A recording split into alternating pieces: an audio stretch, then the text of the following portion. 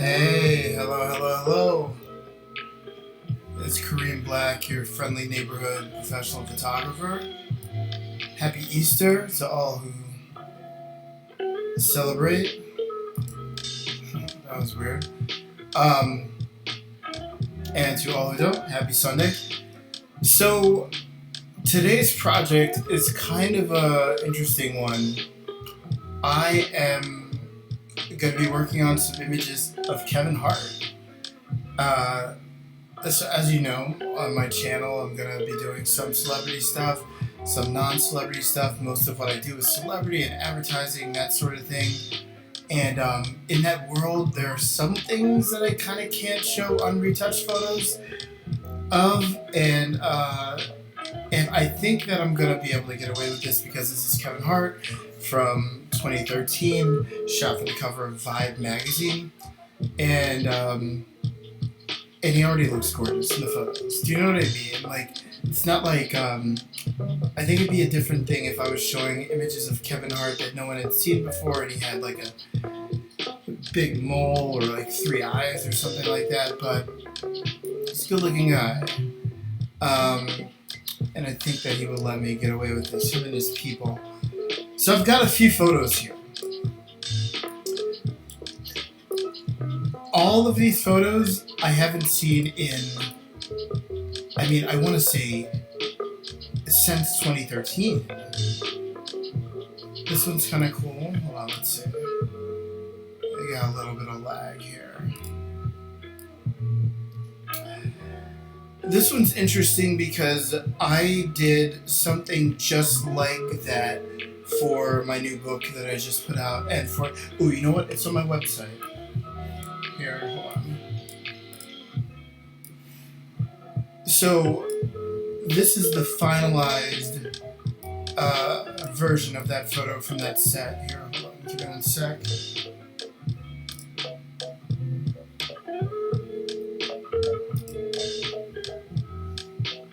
And this is sort of what I did with it. And if you know me, you know that my default is sort of like, let's see what it looks like in black and white. I feel like black and white photos have like a super timeless quality to them.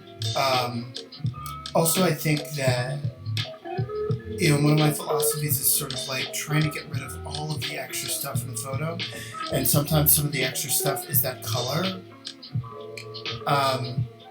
Black and white photos on white remind me of Richard Avedon. Like, have you ever seen Avedon's book, American West? If you ever seen, Richard Avedon, check him out.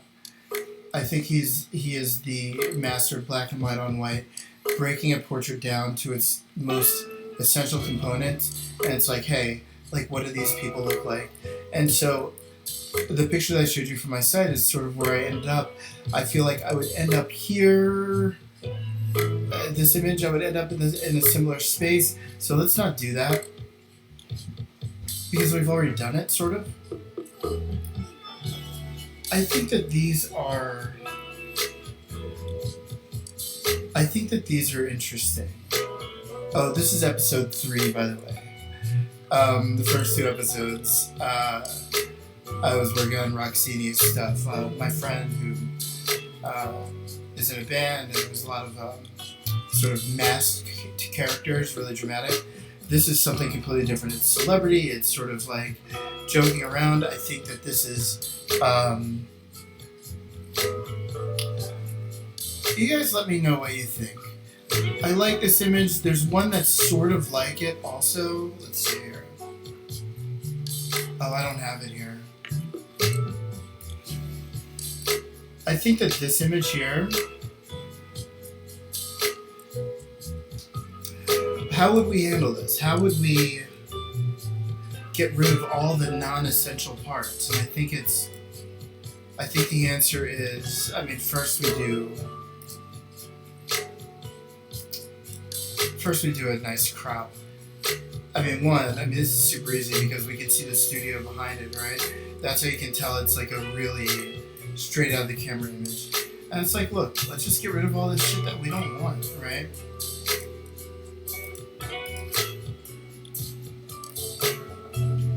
just crop it out. We get rid of the parts of the story that we don't need. While I'm here, remember I was telling you guys about the frequency separation tool? Alright, so this is what's going to happen. So these images are so old. These images are from 2013. We're both kids, me and Kevin. By the way, I was a little bit taller. But these images are so old, they're so old that I did not know about frequency separation back then. So if you look at the layer option here, we only have one layer. We don't have the skin layer, we don't have the texture layer. So what I'm going to do is, I go to my automate, my batch, and I already have this sort of programmed in, my frequency separation. You can find it anywhere on YouTube. I might put it in the link below on the YouTube video. But it's so simple and so useful. I'm going to do my frequency separation for all of the files, and I don't want to save to anywhere. So destination is none. It's basically all the open files that I have will have the frequency separation function on them. It'll take a couple seconds. But it will separate it in a way where it will give me the texture and it will give me the skin. And we will see where that becomes useful to us in the future. You get to see all of these. We did sort of a Nixon thing. I forget what the shoot was. So I don't remember what the Nixon thing was. There was one of him with a blonde girl like sort of stepping on him. And I want to say that both of those concepts were related. 2013, it was just after Obama's re-election. There was probably some political angle to it. I wish I could remember. I should probably try and find the call sheet or some emails from that. This was my first time shooting Kevin. And whenever you shoot somebody, you need to get somebody that'll do both this and this, you know, and that. Kevin was a dream to work with. Comedian, performer, didn't take himself too seriously. Gotta get step on his back with a stiletto heel. Looks like a 5-inch to me. Let's see, what are we gonna do? Which one are we gonna do here? You know what? Let's start with this guy. Let's start with this guy, just because we have to.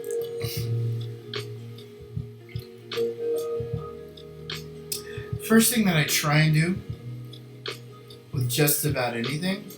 Okay, so everybody with a keen eye will notice that this is not taken from my beloved Sony AR7 III. How can we tell that? Because when we zoom in at 300%, the image is barely sort of holding itself together.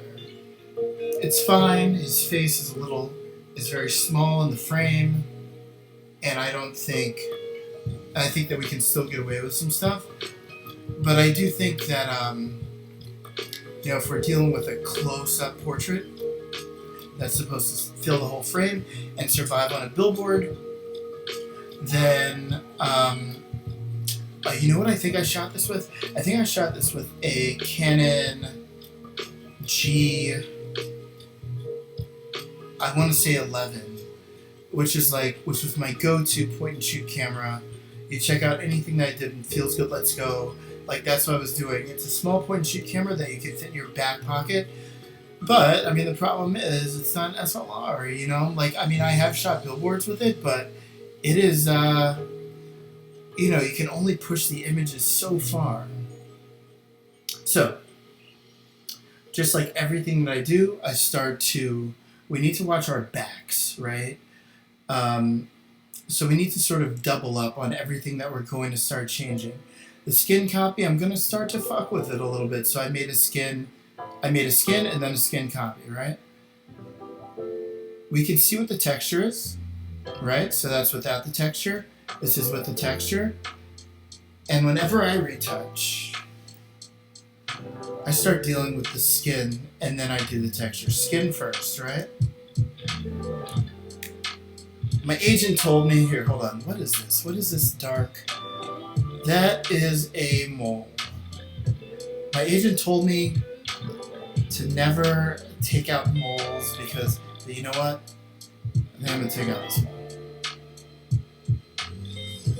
Let's go take out this mole. I don't think anybody's gonna be mad. We're going back to the texture layer, and you know what? I'm sorry, Kevin. I feel like you probably don't even have this mole right now, to be honest. Like, they didn't have the technology to take it out in 2013.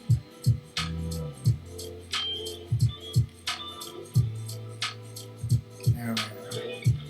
There we are. Well, let's try this guy again. There we are. Now, I'm one of the old school guys where I think that the image is going to let you know what it wants to do. And I know how that sounds, so I'm going to explain. In short, like, I like everything. When it comes out of the camera, that's really how it's supposed to look. I want to change the image really, really minimally. My dream is if I could shoot everything in camera and then publish it in that way, then that is what we're going to be. I mean, that's a dream, right? I come from a film background, right? So it's like, we want it to be as close to reality as possible, right? Oh, here we go. We are making progress here. Let me see. There we are. Hold on.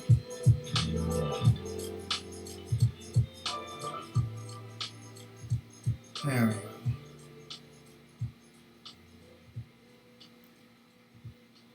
What's going on here?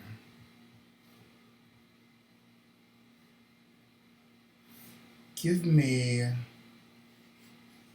1 second. Hey, hello. It's Kareem Black, your friendly neighborhood professional photographer. I had to take a fast break because my computer was lagging out, which it never does, but I mean, my first world problems.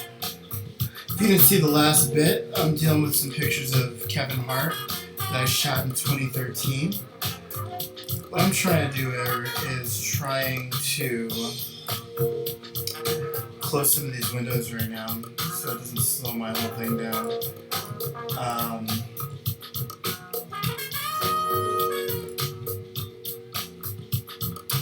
I really have to try to remember what the theme of this shoot was. I mean, there were definitely racial overtones here, but I seem to remember that, especially like an image like this, it was like a Helmut Newton thing, like a Helmut Newton inspired thing, you know. Like Kevin Hart was being diminished or something. It was for a cover of Vibe magazine, but that is neither here nor there because we're not working on that one right now. I think that we're going to concentrate on this guy right here. Hold on. Ooh. Come on, go over there. Go over there now. There we go. I love having these little guides for some things, but I don't need the guides now. So, okay, this is what we're dealing with. My first instinct is to go into this texture layer like we were doing before and kind of try to straighten out the skin here. What the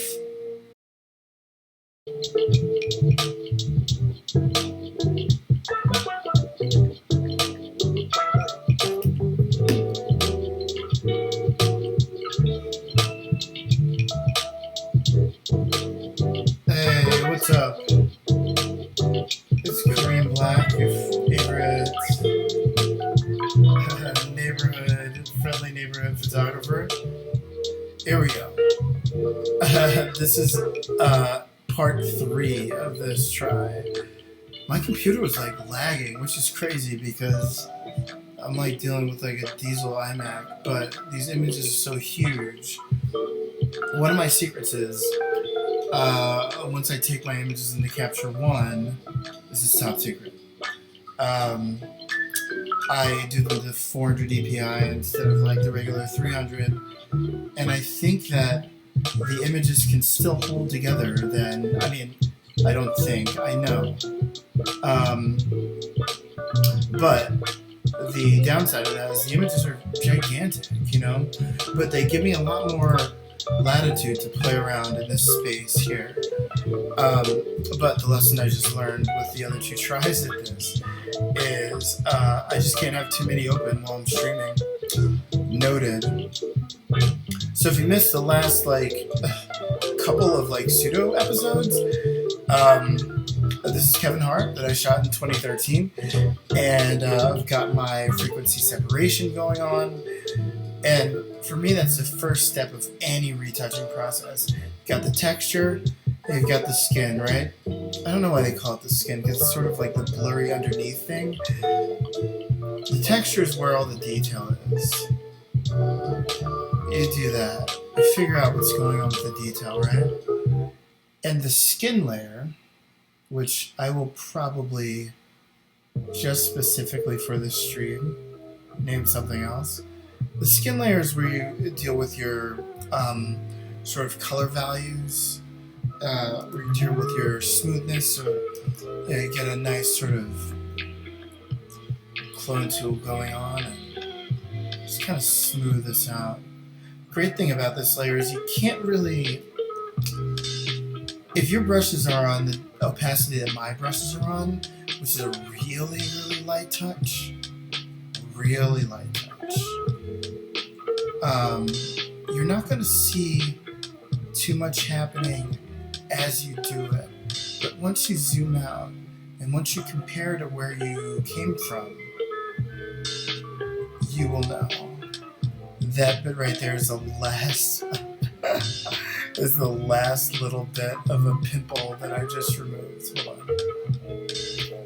There we are. There we are. That's the last little bit of it. And so all the tonality under the texture layer is what the skin is. Like, I would never try to blend, well, actually, maybe I would. I might try and blend something like this, just a little on the texture layer, but the real blending is going to be on the skin layer. There we are. You know, one of the most important things about retouching, or just visual art in general, is knowing your audience, right? But in this specific case, our audience are humans, right? It's humans recognize patterns. Whenever you see a pattern, you know that shit is fake, right? Like, you know it's sort of like man-made. So when you do something like this, like when you're blending colors or textures, you just want to take your sample here and then kind of blend. But then you take another sample there and you just kind of blend. You randomize it so that the human eye doesn't become accustomed to what you're doing and then call you on your bullshit, you know?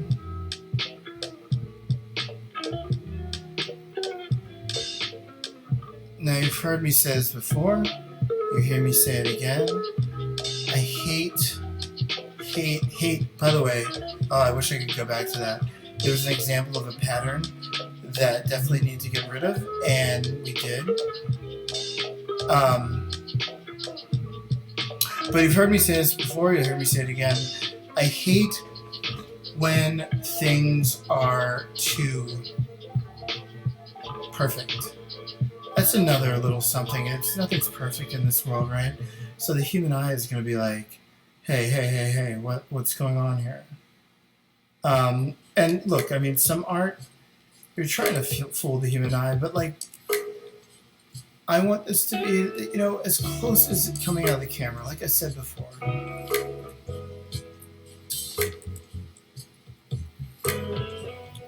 Here we go.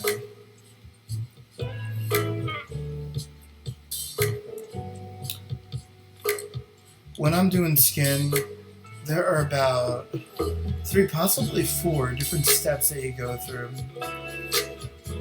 And depending on the image, I might not go through them in the same order. So like for instance,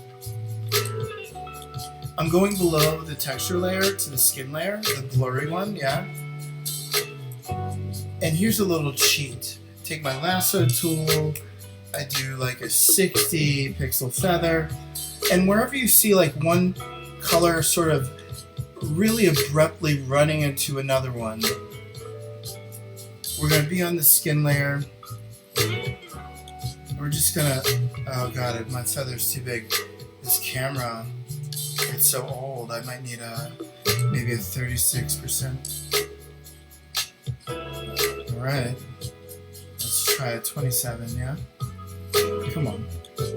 There we are. So wherever the colors are really abruptly running into each other, even maybe a little right here, possibly, yeah? Maybe a little right there. Oh, come on.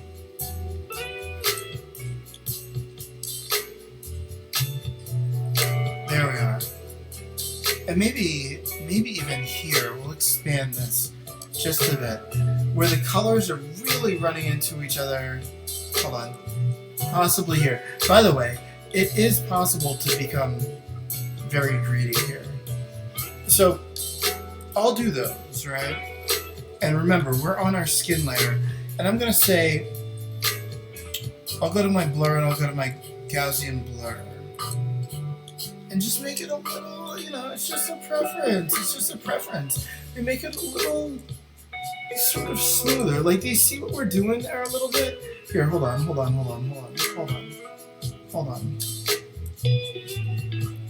Actually, you know what? That's sort of where we're coming from. And you know what? I think I might have overdone a little, but you know what? Photography is about making decisions, so we make that decision and we stick with it. We can bring back a little bit of that contrast, but first, what I like to do is, we're still in our 27 pixel radius, and I want to be like, alright, cool. What I kind of just did was make his face a little flatter as far as light and shadow. I'm going to go back and bring some of this highlight in just a little bit. I made this, everybody calm down, I made my selection, and then I did my, my layer mask with the curves. Let's see if I can make that a little bit better. I love doing this because so much of this is like, it's like painting, you know. It's like, I mean, literally, but it is a lot of it's like trial and error, and it's like not every image is the same. You know, I see some, you know, you'll never hear me talk shit about another photographer because what we do is fucking hard. But there are people who do things differently than I do. And I think that there are people who really, really are into every image looking the same, which is great, like if that's what you do. But I think that, I don't know, I don't think that, I just don't want my work to be like that. I don't think that the world is like that. I think that every image has its own song, you know, has its own story. Every image is a painting, you know. It will tell you what to do with it. You know, you collaborate with other people to make the image, but then the collaboration happens also at home, you know, when you're retouching the images just like this. Um, I like where we're ending up with his face. Here's a trick that I showed in a video before. I want to see what happens if I double up on this texture layer, just to see where we're about to end up. Okay, cool. Like, look. We get a little bit of that contrast back. We get a little bit of that texture back. Oh, hold on. Wait a second. I think that's what we're going to do for his skin. Now, what in the hell are we going to do for the rest of this photo? Let's see. For some reason, I feel like when we were doing this image, it was obviously like a funny thing, like a lot of sad, like a satire. But now I feel a little bit, I mean, I don't know, so much has happened between now and 2013. I feel like this iconography, I don't think that, I mean, not to get into politics or anything, I don't think that the American flag is like a negative, not necessarily a negative, symbol. But I think what I'm going to try and do is, I'm going to try and put I want to make this a little darker, So it's like, alright, look, made my selection around him. You guys know what I'm about to do. I'm about to make a little spotlight on my man. I'm going to select the inverse and just kind of see what happens if I make a layer mask and sort of like,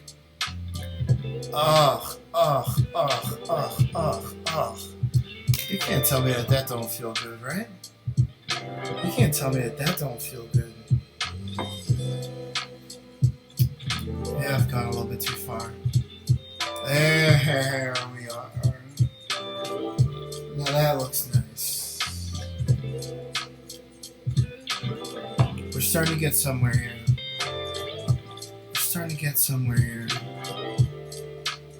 So, this is the newest version of Photoshop.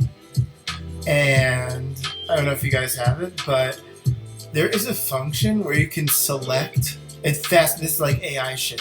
You can select the subject, and it usually does a pretty good job, and I want to see what it does on this image.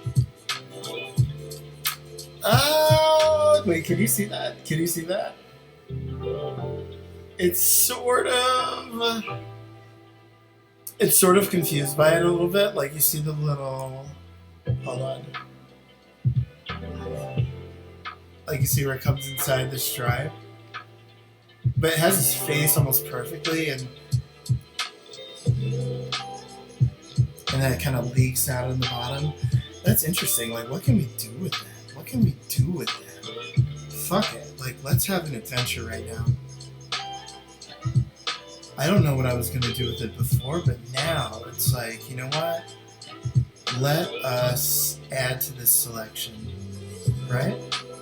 Oh wait, hold on. Let us subtract from this selection. No?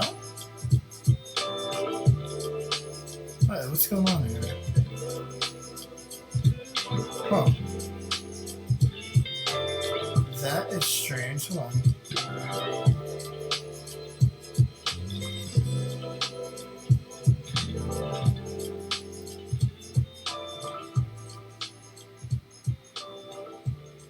You know what? I am not sure why it's letting me... Well, it's not letting me add to the selection, but I will just deselect it. Man, we're about to have some fun. You know what? That would have been the wrong way to do... Okay, here we are. Oh! I know exactly why it wasn't letting me add to the selection, because I've got a 543.3 pixel feather. Of course not. Okay, got it. But you know what? I've got a better way of doing what we were gonna do. And again, it's just sort of going in. What's the image telling you to do? Okay, so what I'm trying to do here is I'm gonna make my own highlights. I'm gonna make my own shadows. But the image, the light in the image will tell me what the fuck to do, right? Look, so there's light hitting there. I want to highlight there. There's light hitting sort of right here, just a little bit. Come on. We can do that. Yeah? And then I feel like there's a little highlight there where his leg is, and then there's a little highlight there. I want to bring it a little bit further up, yeah? And we go into our layer masks. There we go. We just kind of make him... Look at that. Look how strong. Look how much stronger that is, right?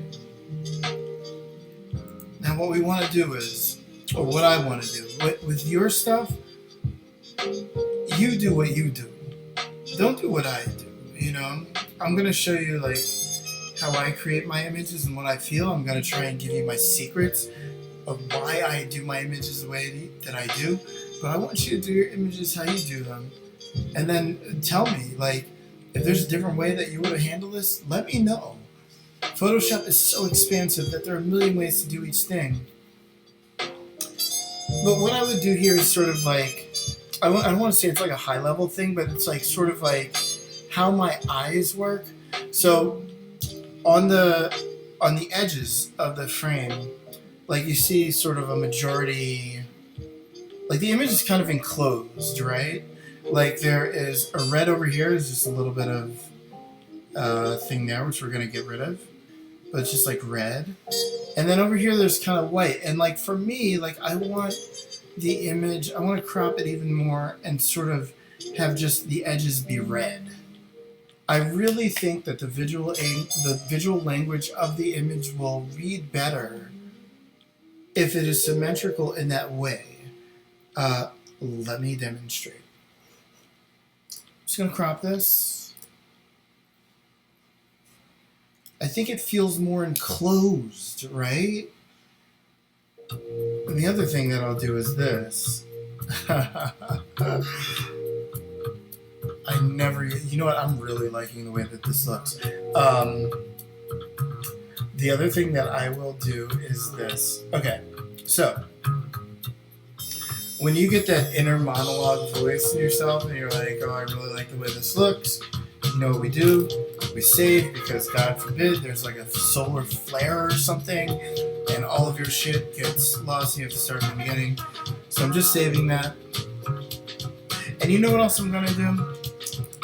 I'm going to take all of these layers that we're doing over here, right? I'm going to duplicate them, right? So now I've got 2 copies of all of those layers. I'm going to merge the selected layers, so I have like, whatever. Now this layer of all my work is a singular layer, but underneath it is all the work that I've done, just in case. You never be too careful and make a double of that layer. And I'm going to go into the trusty liquify tool. There are other ways to do this, but it's like, come on, let's just bring that over there. Why not, you know? I just want this whole thing to be enclosed red. Now that ain't bad. That really, he kind of looks like Kanye there. Like, comment below. He kind of looks like Kanye, and honestly, like, I could do a little bit more work on his face. Let's see. Hold on. So my girlfriend, on the last episode, she commented that, oh, there was something like, you know, I left it. One of my selections did not fade out correctly, and so it made the skin showing on one of the subject's chests, a girl's chest, look uneven. And yeah, fair play, it did, whatever. But I don't want to open myself up to any of that right now. This is a little bit faster than I would do these things. I would usually be in my frequency separation stuff. But you know what? I can't be controlled. can't be dictated to. Look at this. There we go. Was this something it is not? Wait, what happens if I take this out? Can I take this out? This is like bothering me. Oh, uh-oh. Can't do that. Okay, cool. I was gonna do that. I don't mind that. I really, really don't mind that. I think that this highlight right here on his shoulder is absolutely amazing. It makes it super, like, it just brings him out, makes him super three-dimensional. You know what I'm gonna do?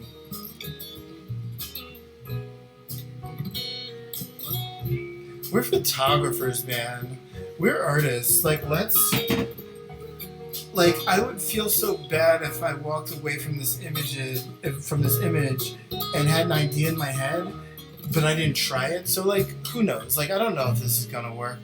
I'm gonna put my feather on 638 again. Let's just get crazy. Why not, right? Let's just get crazy. I'll do a nice, huge selection with a really big feather, yeah? I'm gonna spare Kevin some of this, right? But not all of it. And let me go to my my color balance. I love doing this. I love doing this. And so just the color balance. I wanna see what happens if I kind of make that one selection a little bit this or that. Let's see if anything sort of like suits our fancy. This, by the way, this all looks like garbage. This looks like garbage, but what I would do is, let me see what happens if you go to shadows. Ah, now we're looking. I find that if you're doing a color balance thing over like some or all of your images, it's like it creates an atmosphere that the subject lives within, right? So it's like, okay, for instance, like this color balance that I just did, I just think it just adds a little bit of zhuzh. It just adds a little bit of like this person is in this space, you know? The other thing that I would do, see, sometimes you get greedy. And by you, I mean me. Sometimes I get greedy and I start fucking with shit too much. You know what? I'm going to leave Kevin alone. I really, really like this photo. I think that judging on where we started and where we've come, look, we'll do the before and after. That's before. And this is after. I think it's a much more powerful, image. It's a much more dynamic image. It's self-contained, it lives in a color space. He is coming out a little bit more. Hot damn. You know, if we didn't have the aforementioned problems with the rest of the stream, which I'm going to edit for YouTube, we've got to edit them all together. I think this is a fairly successful. Oh, you know what? Here. Sorry, I was about to sign off, but I can be greedy again. I can be greedy. You know, Photoshop is such a therapeutic sort of. I could do this for hours and hours. It's one of the reasons why I started doing this stream. It's like, I was doing this anyway. And me talking to you right now would be me talking to myself. Or talking to my cat. And neighbors would probably hear me and send me away someplace where the crazy people live. But now I'm a Twitch streamer and this shit's normal, right? Again, with shit like this, you can spend all day on it. You can make it super perfect. But my personal taste is I love the imperfections. I love the sort of things that make you know that this is something that actually happened. This is real life. This is not CGI. This is not AI.